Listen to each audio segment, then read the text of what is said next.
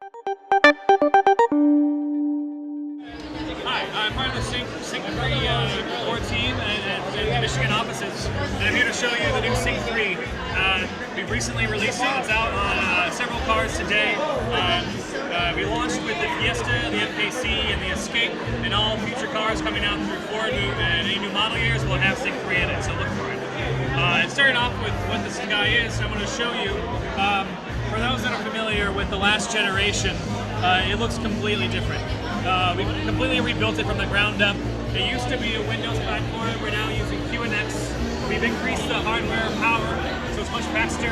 There's a newer, brighter display. It's no longer resistive, it's capacitive. So you can do things like pitch to zoom or scrolling through contact lists much easier, much faster than you were able to before. To highlight some of the things, since I just started with the display, you'll notice that right now it's very dark. The dark is utilized for what we call the night mode. One of the, I'd say, the things we had to address with wanting a brighter display is that during the night it can be blinding. So we added the ability that your car will auto-detect when it gets dark and switch to a much more setting that's comfortable for your eyes. So I can just demonstrate how you switch between the modes. It's been, like I said, I'm going to show you that everything is only 1 or 2 clicks away. Yeah. Settings, display, and now I can see that I want my brightness, my auto dim, or what mode I'm in. So this is where you'll see the day mode. So this is where you'll see, typically, this is your home screen. You can see all your information you may want at just a glance. You can see your navigation, your phone, if you have text messages available, it'll show up there.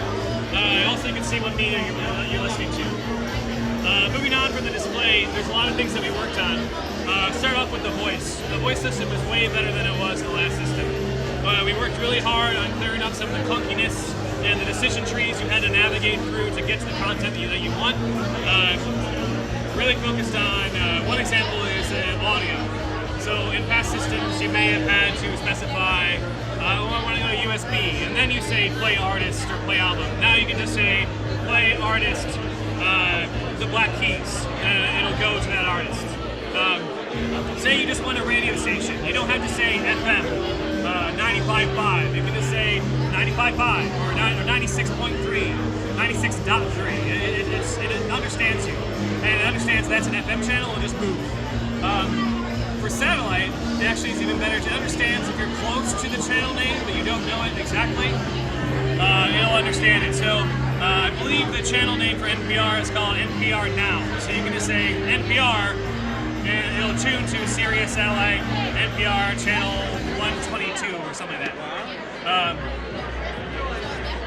Okay, so voice was great. So the next thing on top of voice is navigation.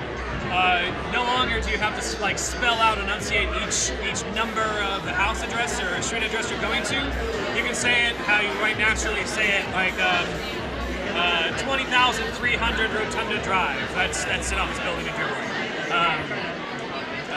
You can just say that instead of saying 20300. It'll understand you. It's much more natural. And as I said, we worked out trying to cut out the navigation, destination, street. You don't have to say that anymore. You can just cut to destination, street address. So voice is overall improved. I can show you. It's still on the voice. If you have an iPhone connected, you can see that we have Siri hands-free enabled. So if you have an iPhone and you like to use Siri, you can access it through the phone menu and press it. You're not going to be able to hear it in the room. Or you can this button down here on this box basically is your push to talk in the car. Usually it's on the steering wheel somewhere. One press will get you to the Ford voice system, where it's waiting for me to say something. Or if I hold it, it'll give me Siri. See that Siri's activated, and Siri's waiting to talk to me. So voice is much easier to get to. Another thing for Apple and Android, we now have AppLink enabled on your vehicles. So right now I only have Pandora on my phone, but you can see that Pandora is running. It should show up in your app section. It doesn't install on the device. If it's on your phone and you're connected or Bluetooth connected, it'll just recognize it and you'll be able to go to it. So right now you can see that I'm playing Pandora in one of the radio stations that I have. Actually, sorry, this is a USB right now. Let me switch to Pandora. So yeah, you connect to your car, that it's going to say device detected. You open up Pandora on your phone, and you can see that it detected here. It's figuring it out. It downloaded the icon. You open up Pandora, your phone goes to Pandora, and now you got all your radio stations and all the controls. It's much safer. We worked really hard on the UI to make sure you have access to your app's typical functions without having you to dig around your cup holder or wherever you lost your phone to choose your radio station.